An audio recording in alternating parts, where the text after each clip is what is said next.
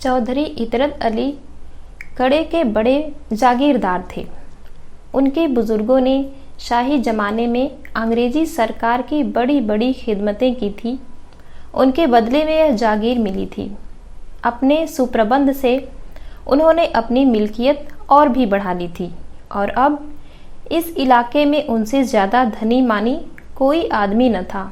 अंग्रेज हुक्काम जब इलाके में दौरा करने जाते तो चौधरी साहब की मिजाज पुरसी के लिए ज़रूर जाते थे, मगर चौधरी साहब खुद किसी हाकिम को सलाम करने न जाते, चाहे वह कमिश्नर ही क्यों न हो। उन्होंने कचहरियों में न जाने का व्रत सा कर लिया था। किसी इजलास दरबार में भी न जाते थे। किसी हाकिम के सामने हाथ बांध कर खड़ा होना और उसकी हर एक बात पर जी हुजूर करना अपनी शान के खिलाफ समझते थे। वह यथासाध्य किसी मामले मुकदमे में न पड़ते थे, चाहे अपना नुकसान ही क्यों न होता हो। यह काम 16 आने मुख्तारों के हाथ में था।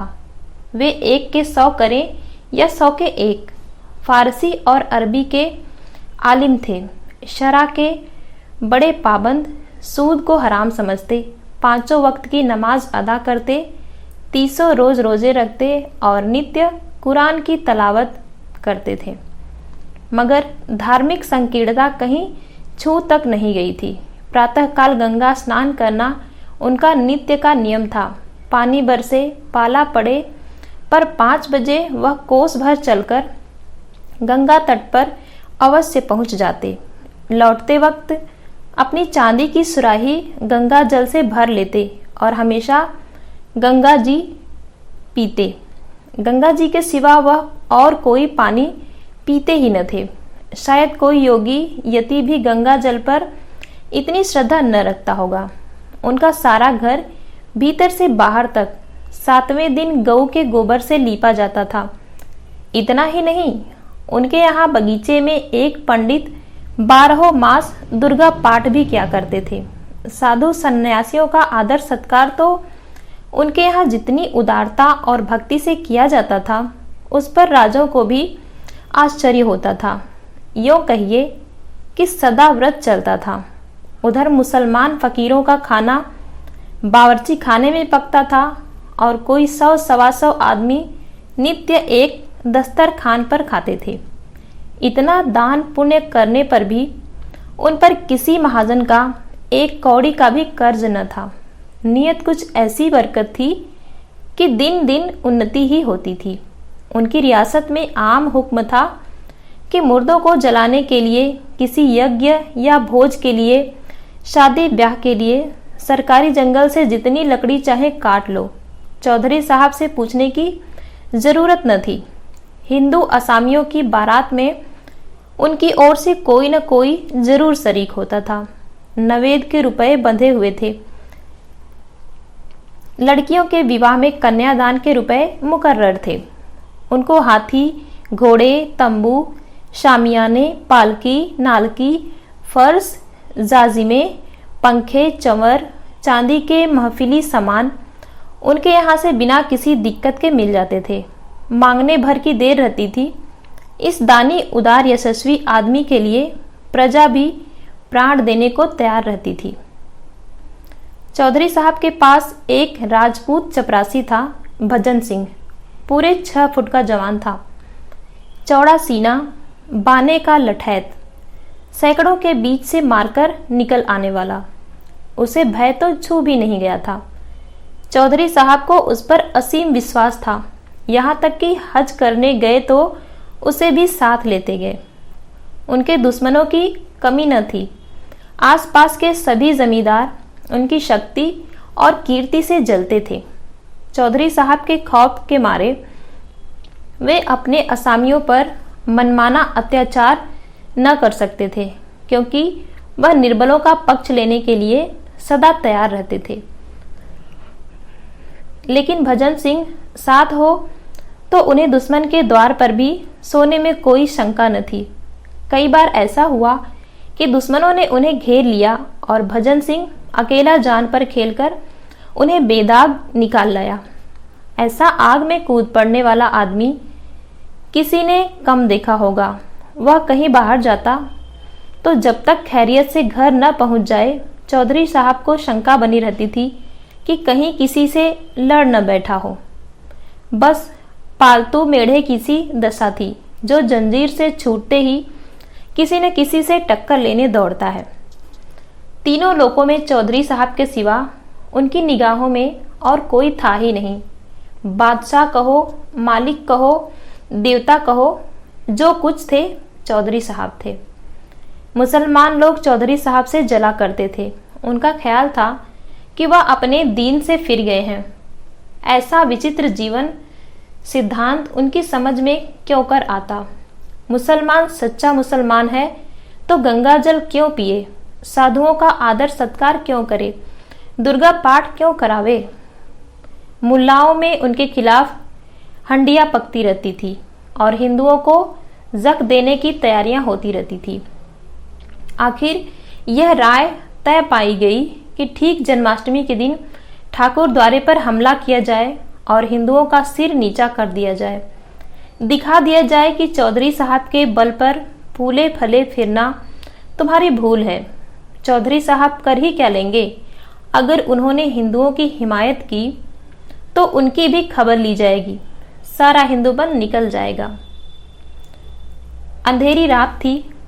कड़े के बड़े ठाकुर द्वारे में कृष्ण का जन्मोत्सव मनाया जा रहा था। एक वृद्ध महात्मा पोपले मुंह से तंबूरे पर ध्रुपद अलाप रहे थे और भक्तजन ढोल मजीरे लिए बैठे थे कि इनका गाना बंद हो तो हम अपनी कीर्तन शुरू करें। भंडारी प्रसाद बना रहा था। सैकड़ों आदमी तमाशा देखने के लिए जमा थे। सहसा मुसलमानों का एक दल लाठियां लिए हुए आ पहुंचा और मंदिर पर पत्थर बरसाना शुरू किया। शोर मच गया। पत्थर कहाँ से आते हैं, ये पत्थर कौन फेंक रहा है। कुछ लोग मंदिर के बाहर निकलकर देखने लगे। मुसलमान लोग तो लाठियां जमानी शुरू की। हिंदुओं के हाथ में उस समय ढोल मंजीरे के सिवा और क्या था। कोई मंदिर में आ छिपा, कोई किसी दूसरी तरफ भागा। चारों तरफ शोर मच गया। चौधरी साहब को भी खबर हुई। भजन सिंह से बोले, ठाकुर देखो तो क्या शोरगुल है, जाकर बदमाशों को समझा दो और न माने तो 2-4 हाथ चला भी देना, मगर खून खच्चर न होने पाए। ठाकुर यह शोरगुल सुनकर दांत पीस रहे थे। दिल पर पत्थर की सिल रखे बैठे थे। यह आदेश सुना तो मुहमांगी मुराद पाई। शत्रु भजन डंडा कंधे पर रखा और लपके हुए मंदिर पहुंचे। वहां मुसलमानों ने घोर उपद्रव मचा रखा था। कई आदमियों का पीछा करते हुए मंदिर में घुस गए थे और शीशे के सामान तोड़ फोड़ रहे थे। ठाकुर की आंखों में खून उतर आया। सिर पर खून सवार हो गया। ललकारते हुए मंदिर में घुस गया और बदमाशों को पीटना शुरू किया। एक तरफ तो वह अकेला और दूसरी तरफ 50 आदमी। लेकिन वाह रे शेर, अकेले सबके छक्के छुड़ा दिए। कई आदमियों को मार गिराया। गुस्से में उसे इस वक्त कुछ न सूझता था। किसी के मरने जीने की परवाह न थी। मालूम नहीं उसमें इतनी शक्ति कहाँ से आ गई थी। उसे ऐसा जान पड़ता था कि कोई दैवी शक्ति मेरी मदद कर रही है। कृष्ण भगवान स्वयं उसकी रक्षा करते हुए मालूम होते थे। धर्म संग्राम में मनुष्यों से अलौकिक काम हो जाते हैं। उधर ठाकुर के चले आने के बाद चौधरी साहब को भय हुआ कि कहीं ठाकुर किसी का खून न कर डाले। उसके पीछे खुद भी मंदिर में आ पहुंचे। देखा तो कोहराम मचा हुआ है। बदमाश लोग अपनी जान ले लेकर बेतहाशा भागे जा रहे हैं। कोई पड़ा कराह रहा है, कोई हाय हाय कर रहा है।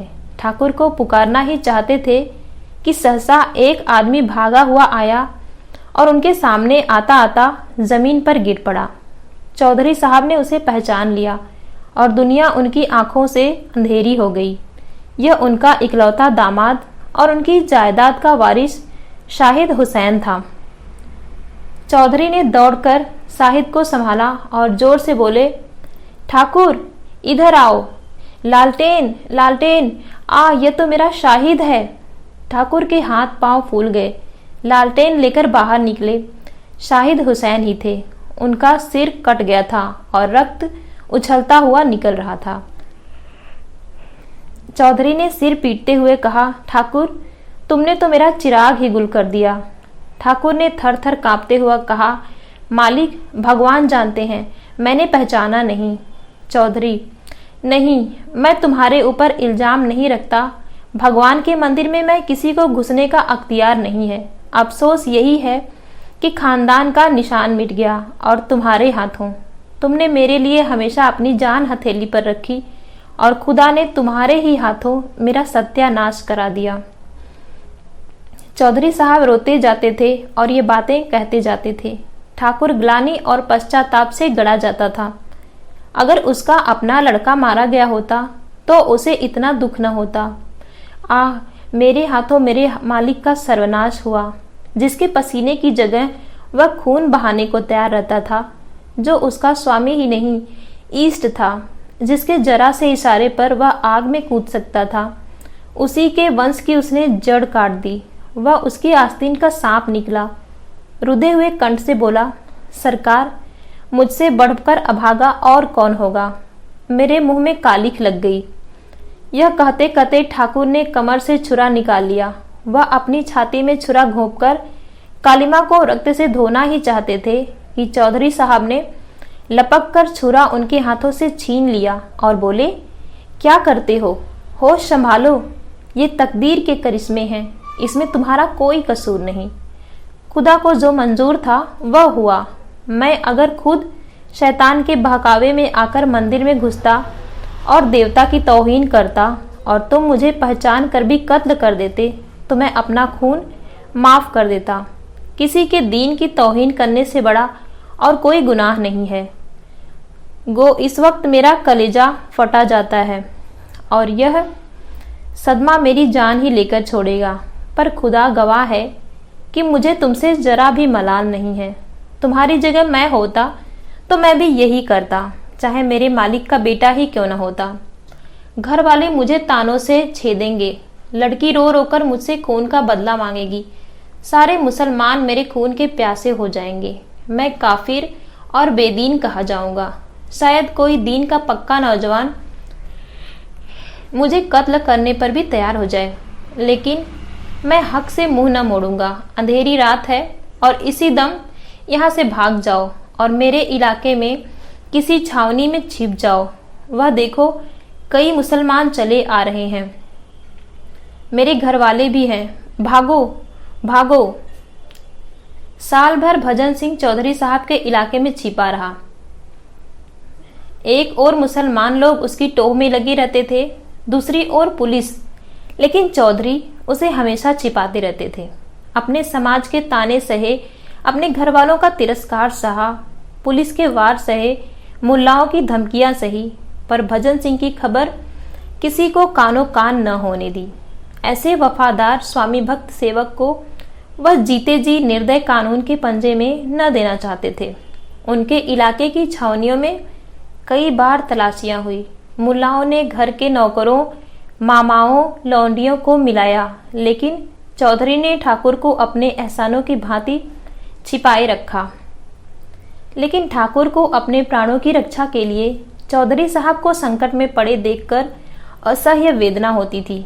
उसके जी में बार बार आता था, चलकर मालिक से कह दूं, मुझे पुलिस के हवाले कर दीजिए, लेकिन चौधरी साहब बार बार उसे छिपे रहने की ताकीद करते रहते थे। जाड़ों के दिन थे। चौधरी साहब अपने इलाके का दौरा कर रहे थे। अब वह मकान बहुत कम रहते थे। घर वालों के शब्द बाड़ों से बचने का यही उपाय था। रात को खाना खाकर लेटे ही थे कि भजन सिंह आकर सामने खड़ा हो गया। उसकी सूरत इतनी बदल गई थी कि चौधरी साहब देखकर चौंक पड़े। ठाकुर ने कहा, सरकार अच्छी तरह हैं? चौधरी, हाँ, खुदा का फजल है। तुम तो बिल्कुल पहचाने ही नहीं जाते। इस वक्त कहाँ से आ रहे हो? ठाकुर, मालिक, अब तो छिपकर नहीं रहा जाता। हुक्म हो तो जाकर अदालत में हाजिर हो जाऊं।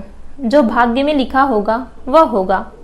मेरे कारण आपको इतनी हैरानी हो रही है, यह मुझसे नहीं देखा जाता। चौधरी, नहीं ठाकुर, मेरे जीते जी नहीं। तुम्हें जानबूझकर भाड़ के मुंह में नहीं डाल सकता। पुलिस अपनी मर्जी के माफिक शहादतें बना लेगी और मुफ्त में तुम्हें जान से हाथ धोना पड़ेगा। तुमने मेरे लिए बड़े बड़े खतरे सहे हैं। अगर मैं तुम्हारे लिए इतना भी न कर सकूं तो तुम मुझसे बड़ा एहसान फरामोश और कौन होगा। इस बारे में अब फिर मुझसे कुछ मत कहना। ठाकुर, कहीं किसी ने सरकार। चौधरी, इसका बिल्कुल गम न करो। जब तक खुदा को मंजूर न होगा कोई मेरा बाल भी बाका नहीं कर सकता। तुम अब जाओ, यहाँ ठहरना खतरनाक है। ठाकुर, सुनता हूँ लोगों ने आपसे मिलना जुलना छोड़ दिया है। चौधरी, दुश्मनों का दूर रहना ही अच्छा है। लेकिन ठाकुर के दिल में जो बात जम गई थी वह न निकली। इस मुलाकात ने उसका इरादा और भी पक्का कर दिया। इन्हें मेरे कारण यो मारे मारे फिरना पड़ रहा है। यहाँ इनका कौन अपना बैठा हुआ है, जो चाहे आकर हमला कर सकता है। मेरी इस जिंदगानी को धिक्कार। प्रातःकाल ठाकुर जिला हाकिम के बंगले पर पहुंचा। साहब ने पूछा, तुम अब तक चौधरी के कहने से कहाँ छिपा था? ठाकुर, नहीं हुजूर, अपने जान के खौफ से। चौधरी साहब ने यह खबर सुनी तो सन्नाटे में आ गए। अब क्या हो? अगर मुकदमे की पैरवी न की गई तो ठाकुर का बचना मुश्किल है। पैरवी करते हैं तो इस्लामी दुनिया में तहलका पड़ जाता है। चारों तरफ से फतवे निकलेंगे। उधर मुसलमानों ने ठान ली कि इसे फांसी दिलाकर ही छोड़ेंगे। आपस में चंदा किया गया। मुल्लाओं ने मस्जिद में चंदे की अपील की। द्वार द्वार झोली बांधकर घूमे। इस पर कौमी मुकदमे का रंग चढ़ाया गया। मुसलमान वकीलों को नाम लूटने का मौका मिला। आसपास के जिले में लोग जिहाद में शरीक होने के लिए आने लगे। चौधरी साहब ने भी पैरवी करने का निश्चय किया, चाहे कितनी ही आफतें क्यों न सिर पर आ पड़े। ठाकुर उन्हें इंसाफ की निगाह में बेकसूर मालूम होता था और बेकसूर की रक्षा करने में उन्हें किसी का खौफ न था। घर से निकल खड़े हुए और शहर में जाकर डेरा जमा लिया। 6 महीने तक चौधरी साहब ने जान लड़ाकर मुकदमे की पैरवी की। पानी की तरह रुपए बहाए, आंधी की तरह दौड़े। वह सब किया जो जिंदगी में कभी न किया था और न पीछे कभी किया। अहलकारों की खुशामदें की, वकीलों के नाज उठाए, हाकिमों को नजरें दी और ठाकुर को छुड़ा लिया। सारे इलाके में धूम मच गई। जिसने सुना दंग रह गया। इसे कहते हैं शराफत। अपने नौकर को फांसी से उतार लिया। लेकिन सांप्रदायिक द्वेष ने इस सत्कार्य को और ही आंखों से देखा। मुसलमान झल्लाए, हिंदुओं ने बगले बजाई। मुसलमान समझे इनकी रही सही मुसलमानी भी गायब हो गई। हिंदुओं ने ख्याल किया अब इनकी शुद्धि कर लेनी चाहिए। इसका मौका आ गया। मुल्लाओं ने जोर जोर से तबलीग की हाँक लगानी शुरू की। हिंदुओं ने भी संगठन का झंडा उठाया। मुसलमानों की मुसलमानी जाग उठी और हिंदुओं का हिंदुत्व। ठाकुर के कदम भी इस रेले में उखड़ गए। मनचले थे ही हिंदुओं के मुखिया बन बैठे। जिंदगी में कभी एक लोटा जल तक शिव को न चढ़ाया था, अब देवी देवताओं के नाम पर लठ चलाने के लिए उद्यत हो गए। शुद्धि करने को कोई मुसलमान न मिला तो 2-1 चमारों की ही शुद्धि करा डाली। चौधरी साहब के दूसरे नौकरों पर भी असर पड़ा। जो मुसलमान कभी मस्जिद के सामने खड़े न होते थे, वे 5 वक्त की नमाज अदा करने लगे। जो हिंदू कभी मंदिरों में झांकते न थे, वे दोनों वक्त संध्या करने लगे। बस्ती में हिंदुओं की संख्या अधिक थी। उस पर ठाकुर भजन सिंह बने मुखिया, उनकी मुखिया, जिनकी लाठी का लोहा सब मानते थे। पहले मुसलमान संख्या में कम होने पर भी उन पर गालिब रहते थे क्योंकि वे संगठित न थे, लेकिन अब वे संगठित हो गए थे। मुट्ठी भर मुसलमान उनके सामने क्या ठहरते। 1 साल और गुजर गया। फिर जन्माष्टमी का उत्सव आया। हिंदुओं को अभी तक अपनी हार भूली न थी।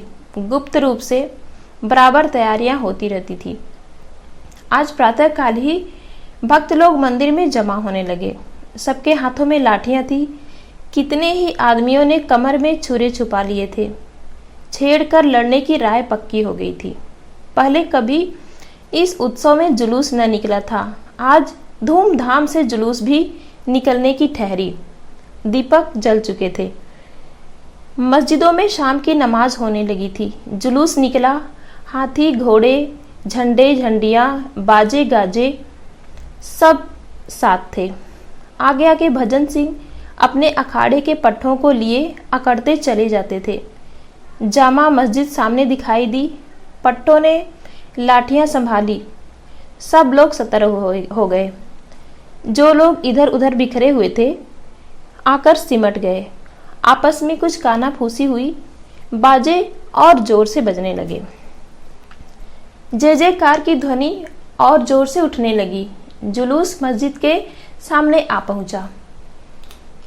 सहसा एक मुसलमान ने मस्जिद से निकलकर कहा, नमाज का वक्त है, बाजे बंद कर दो। भजन सिंह, बाजे न बंद होंगे। मुसलमान, बंद करने पड़ेंगे। भजन सिंह, तुम अपनी नमाज क्यों नहीं बंद कर देते? मुसलमान, चौधरी साहब के बल पर मत फूलना, अब की होश ठंडे हो जाएंगे। भजन सिंह, चौधरी साहब के बल पर तुम फूलो, वहां अपने ही बल का भरोसा है, यह धर्म का मामला है। इतने में कुछ और मुसलमान निकल आए और बाजे बंद करने का आग्रह करने लगे। इधर और जोर से बाजे बजने लगे। बात बढ़ गई। एक मौलवी ने भजन सिंह को काफिर कह दिया। ठाकुर ने उसकी दाढ़ी पकड़ ली। फिर क्या था, सुरमा लोग निकल पड़े। मारपीट शुरू हो गई। ठाकुर हल्ला मारकर मस्जिद में घुस गए और मस्जिद के अंदर मारपीट होने लगी। यही नहीं, कहा जा सकता कि मैदान किसके हाथ रहा। हिंदू कहते हमने खदेड़ खदेड़ कर मारा। मुसलमान कहते थे हमने वह मारी कि फिर सामने नहीं आएंगे। पर इन विवादों के बीच में एक बात मानते थे और वह थी ठाकुर भजन सिंह की अलौकिक वीरता। मुसलमानों का कहना था कि ठाकुर न होता तो हम किसी को जिंदा न छोड़ते। हिंदू कहते थे कि ठाकुर सचमुच महावीर का अवतार है। इसकी लाठियों ने सबों के छक्के छुड़ा दिए। उत्सव समाप्त हो चुका था। चौधरी साहब दीवान खाने में बैठे हुए हुक्का पी रहे थे। उनका मुख लाल था, त्योरियां चढ़ी हुई थी और आंखों से चिंगारियां सी निकल रही थी। खुदा का घर नापाक किया गया, यह ख्याल रह रहकर उनके कलेजे को मसोसता था। खुदा का घर नापाक किया गया। जालिमों को लड़ने के लिए क्या नीचे मैदान में जगह न थी? खुदा के पाक घर में यह खून खच्चर, मस्जिद की यह बेहुरमती। मंदिर भी खुदा का घर है और मस्जिद भी। मुसलमान किसी मंदिर को नापाक करने के लिए जिस सजा के लायक है, क्या हिंदू मस्जिद को नापाक करने के लिए उसी सजा के लायक नहीं? और यह हरकत ठाकुर ने की। इसी कसूर के लिए तो उसने मेरे दामाद को कत्ल किया था। मुझे मालूम होता है कि उसके हाथों ऐसा फेल होगा तो उसे फांसी पर चढ़ने देता। क्यों उसके लिए इतना हैरान, इतना बदनाम, इतना जेरबार होता? ठाकुर मेरा वफादार नौकर है। उसने बारहा मेरी जान बचाई। मेरे पसीने की जगह खून बहाने को तैयार रहता है। लेकिन आज उसने खुदा के घर को नापाक किया है और उसे इसकी सजा मिलनी चाहिए। इसकी सजा क्या है? जहन्नुम। जहन्नुम की आग के सिवा इसकी और कोई सजा नहीं है। जिसने खुदा के घर को नापाक किया उसने खुदा की तौहीन की। खुदा की तौहीन। सहसा ठाकुर भजन सिंह आकर खड़े हो गए। चौधरी साहब ने ठाकुर को क्रोधोन्मुख आंखों से देखकर कहा, तुम मस्जिद में घुसे थे? भजन सिंह, सरकार, मौलवी लोग हम लोगों पर टूट पड़े। चौधरी, मेरी बात का जवाब दो, तुम मस्जिद में घुसे थे? भजन सिंह, जब उन लोगों ने मस्जिद के भीतर से हमारे ऊपर पत्थर फेंकना शुरू किया तब हम लोग उन्हें पकड़ने के लिए मस्जिद में घुस गए। चौधरी, जानते हो मस्जिद खुदा का घर है? भजन सिंह, जानता हूँ हुजूर। क्या इतना भी नहीं जानता? चौधरी, मस्जिद खुदा का वैसा ही पाक घर है जैसे मंदिर। भजन सिंह ने इसका कुछ जवाब न दिया। चौधरी, अगर कोई मुसलमान मंदिर को नापाक करने के लिए गर्दन जदनी है तो भी मस्जिद को नापाक करने के लिए गर्दन जदनी है। भजन सिंह इसका भी कुछ जवाब न दे सका। उसने चौधरी साहब को कभी इतने गुस्से में न देखा था। चौधरी, तुमने मेरे दामाद को कत्ल किया और मैंने तुम्हारी पैरवी की। जानते हो क्यों? इसलिए कि मैं अपने दामाद को उस सज़ा के लायक समझता था जो तुमने उसे दी। अगर तुमने मेरे बेटे को या मुझी को उस कसूर के लिए मार डाला होता तो मैं तुमसे खून का बदला न मांगता। वही कसूर आज तुमने किया है। अगर किसी मुसलमान ने मस्जिद में तुम्हें जहन्नुम में पहुंचा दिया होता तो मुझे सच्ची खुशी होती, लेकिन तुम बेहयाओं की तरह वहां से बचकर निकल आए। क्या तुम समझते हो खुदा तुम्हें इस फेल की सजा न देगा? खुदा का हुक्म है कि जो उसकी तौहीन करे उसकी गर्दन मार देनी चाहिए। यह हर एक मुसलमान का फर्ज है। चोर अगर सजा न पावे तो क्या वह चोर नहीं है? तुम मानते हो या नहीं कि तुमने खुदा की तौहीन की? ठाकुर इस अपराध से इनकार न कर सके। चौधरी साहब के सत्संग ने हठ धर्मी को दूर किया था। बोले, हाँ साहब, यह कसूर तो हो गया। चौधरी, इसकी जो सजा तुम दे चुके हो वह सजा खुद लेने के लिए तैयार हो? ठाकुर, मैंने जानबूझकर तो दूल्हा मियाँ को नहीं मारा था। चौधरी, तुमने न मारा होता तो मैं अपने हाथों से मारता।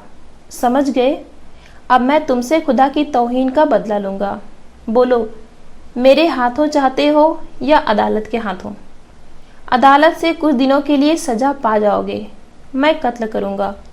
तुम मेरे दोस्त हो, मुझे तुमसे मुतलक कीना नहीं। मेरे दिल को कितना रंज है यह खुदा के सिवा और कोई नहीं जान सकता, लेकिन मैं तुम्हें कत्ल करूँगा। मेरे दीन का यह हुक्म है। यह कहते हुए चौधरी साहब तलवार लेकर ठाकुर के सामने खड़े हो गए। विचित्र दृश्य था। एक बूढ़ा आदमी, सिर के बाल पके, कमर झुकी, तलवार लिए एक देव के सामने खड़ा था। ठाकुर लाठी के एक ही वार से उनका काम तमाम कर सकता था, लेकिन उसने सिर झुका दिया। चौधरी के प्रति उसके रोम रोम में श्रद्धा थी। चौधरी साहब अपने दीन के इतने पक्के हैं, इसकी उसने कभी कल्पना तक न की थी।